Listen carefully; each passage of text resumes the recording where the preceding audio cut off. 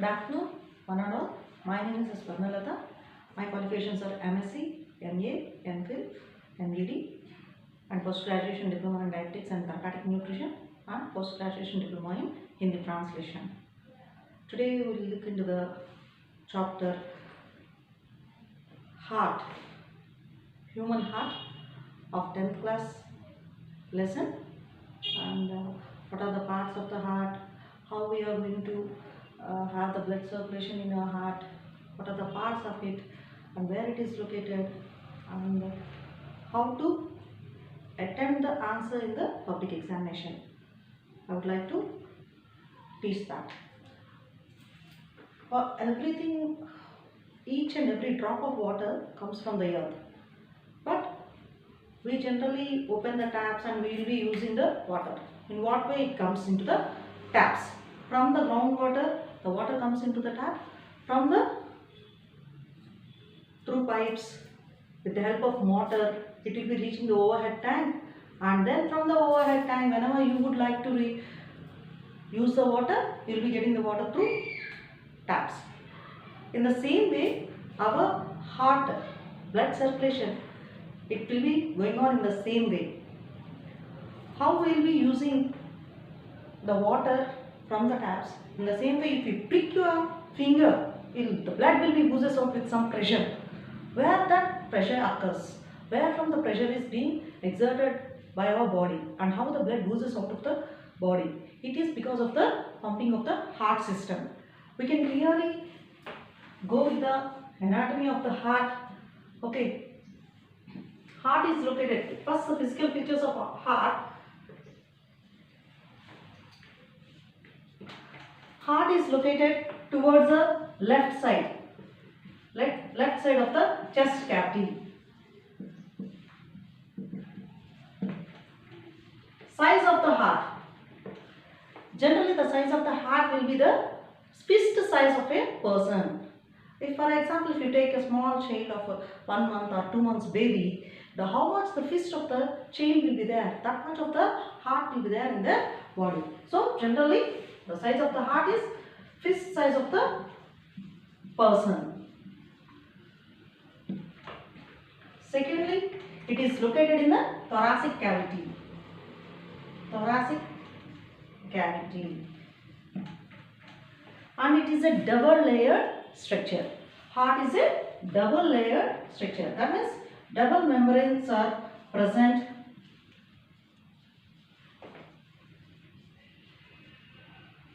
in the heart. So if you take roughly the figure of the heart, it will be like double layered. That means two layers are present. One layer is internal and one layer is external. So it is called as double layered.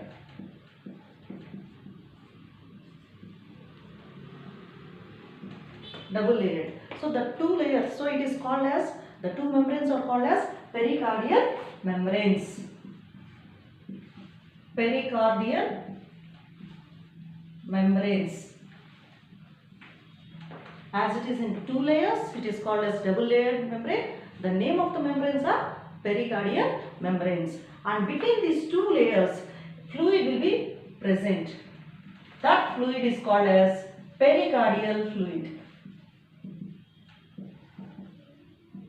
That fluid is called as pericardial fluid. What is the purpose of this pericardial fluid and pericardial membranes? These pericardial membranes and the pericardial fluid will be help the heart by protecting it from the external shocks. So it is very important for us. The pericardial fluid will be helping the heart and protecting the heart from the external shocks.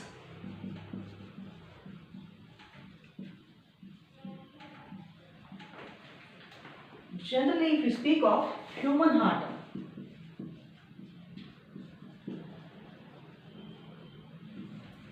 it will be having two grooves.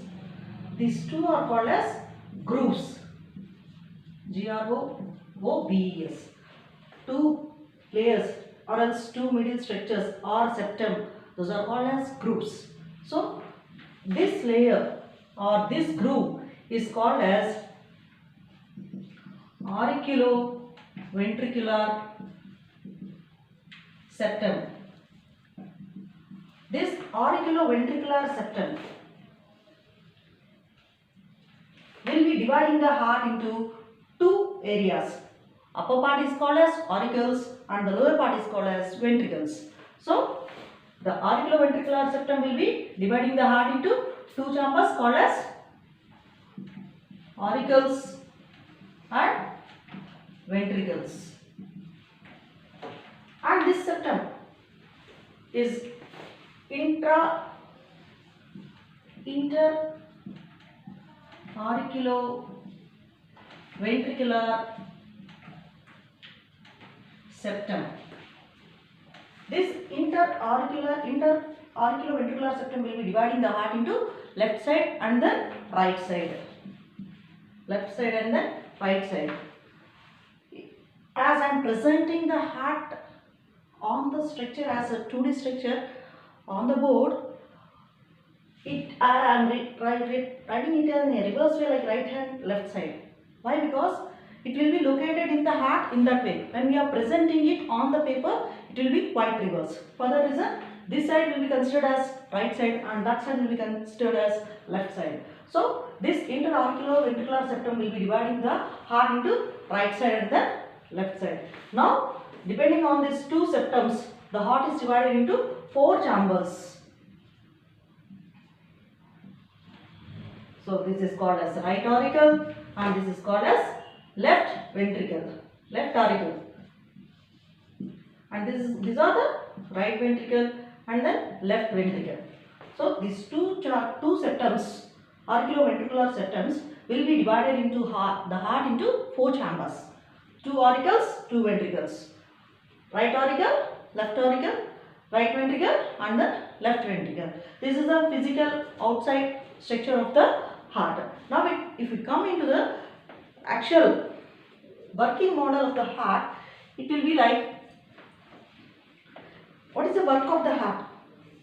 It will be pumping the blood to all parts of the body.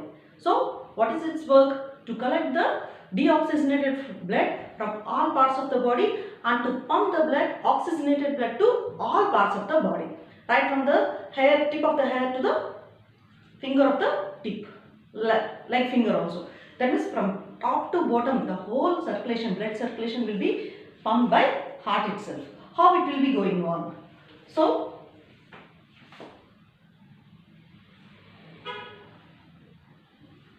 to the right auricle, deoxygenated blood from all parts of the body will be collected by superior and inferior vena cava. Superior and inferior vena cava. That means the parts which are present below the neck, those are called as inferior vena cava, and the parts which are present above the neck the blood will be collected from superior vena cava. That means superior and inferior vena cava will be collecting the deoxygenated blood and it will be releasing into the right auricle. So, right auricle is the part where the deoxygenated blood from top to bottom of the body will be collected by superior and inferior vena cava and it will be expelled out in right auricle.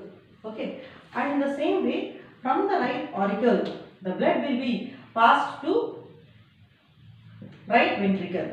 The superior and inferior vena cava will be observing the blood and flowing into the right auricle. From the right auricle, the blood will be flowing into right ventricle. From the right ventricle, the blood will be flowing to lungs through pulmonary artery.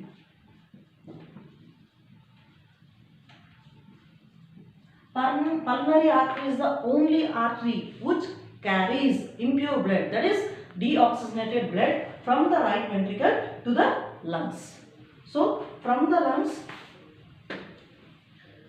in the lungs, the deoxygenated blood will be purified. That means oxygen, it will be deoxygenated blood means carbon dioxide will be removed away from the blood cells and the oxygen will be filled into the blood cells in lungs. So, in the lungs, the purification of the blood will be